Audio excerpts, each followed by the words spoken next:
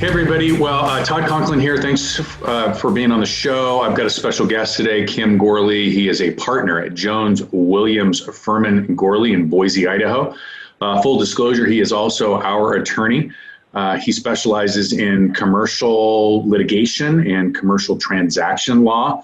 I've asked him here today to have a quick conversation with us about what's going on with we're probably going to focus a little bit more on commercial or investment, at the very least, transactions, with everything that's going on with lending and with social distancing and title companies requiring that we do closings differently. And of course, not having the federal legislature pass yet the ability to have digital signatures for notary. But now it sounds like we've got some counties and some state governments that are saying that they're going to produce some workarounds. Anyway, lots and lots of questions about the viability of contracts that are currently pending, what can be done if there are some quarantine issues, all of these things that go along with it. So I've asked a legal professional to come and have a quick chat with us.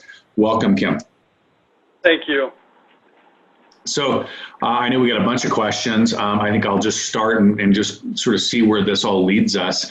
One of the questions that I got from one of our agents was they had a client who was the buyer, was part of a 1031 exchange. The seller was, quote unquote, quarantined somehow, some way. Closing was not going to take place at the given time. They were pretty close to their trigger dates for the 1031 exchange. What do you do as a buyer if you don't have a force majeure clause, or do you? Well, that's the problem, and recognize that the force majeure clause is really separate and apart from what I'll call the tax laws at this point in time. The force majeure clause is a clause that protects a party from being in breach for non-performance of the contract. On the other hand, the tax laws are what are controlling the 1031 exchanges. We've been trying to monitor to see if Congress is going to change the tax laws and allow extensions of period for the 1031 exchanges, but we haven't seen or heard about any of that yet.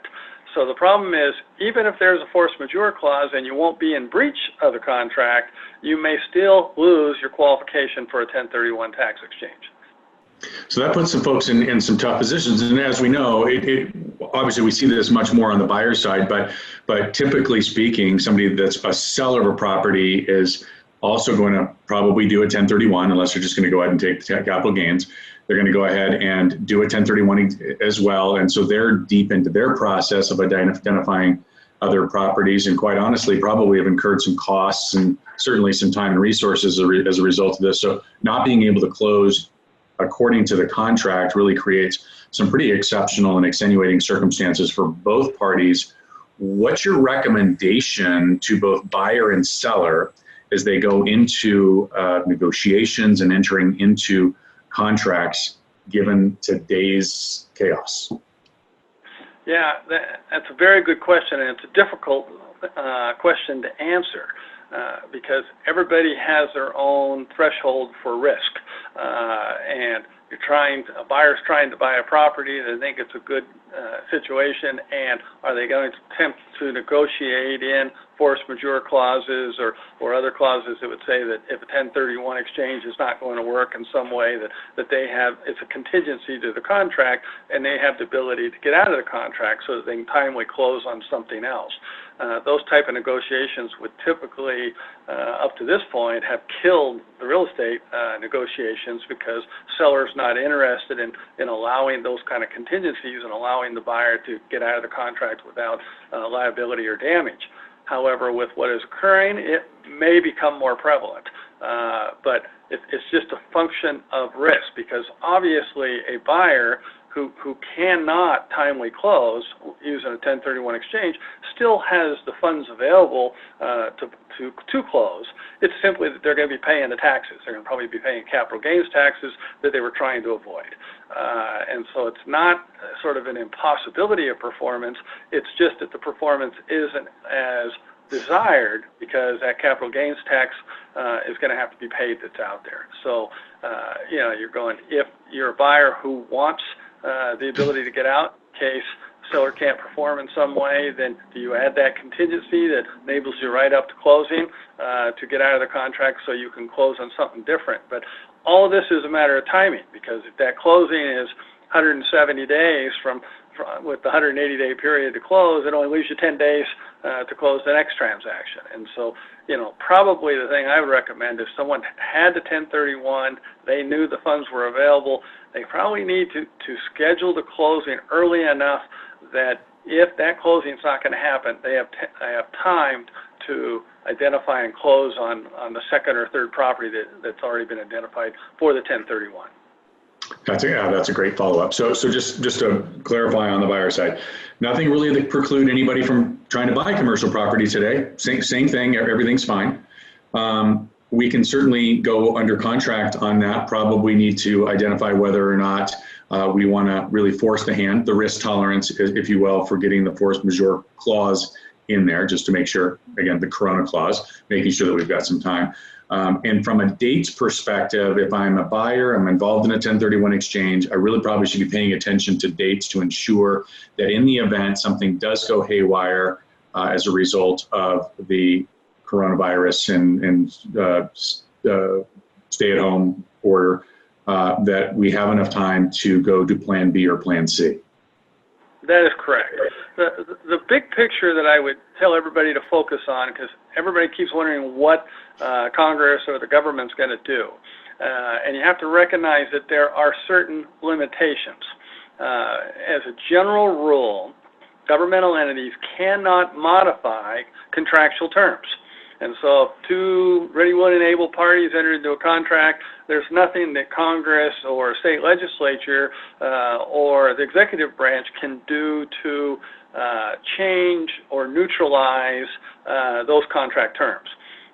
What they can do is, like the tax laws, Congress can change the 1031 time period for exchanges, but Congress can't impose a force majeure clause into a real estate contract. The other thing that we're seeing occurring, this would be, let's say, a buyer of a multifamily housing project, apartment complex, is even though the legislature cannot change the purchase-sale agreement relating to the apartment complex, the court system can slow down the ability of what landlords can do with apartment complexes. For example, we're seeing that evictions are incredibly slow at this point, and they've talked about maybe the court system simply isn't going to grant any more evictions. If there were, I'll call it, lawsuits relating to breach of a purchase-sale agreement and someone desiring specific performance of that contract, even though the contract terms are still there, even though they have a valid claim, the court system may not be readily available for pursuing remedies that a buyer or a seller want.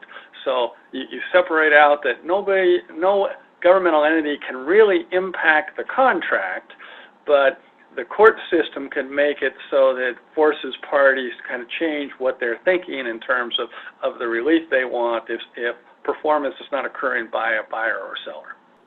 Beautiful. Well, there's tons and tons of information here, but I think what I heard Kim really say is that if you're a seller, it's okay to sell right now. There may be some language that we're going to include in the purchase and sale agreement, but from list up to that point, there's really, business as usual. Of course, we're going to have some level heads, but ultimately the government can't determine or make a change to the contract. They can allow for maybe some wiggle room and some other capacities. Same thing for the buyers. Really, if you're looking to do a 1031 exchange, absolutely.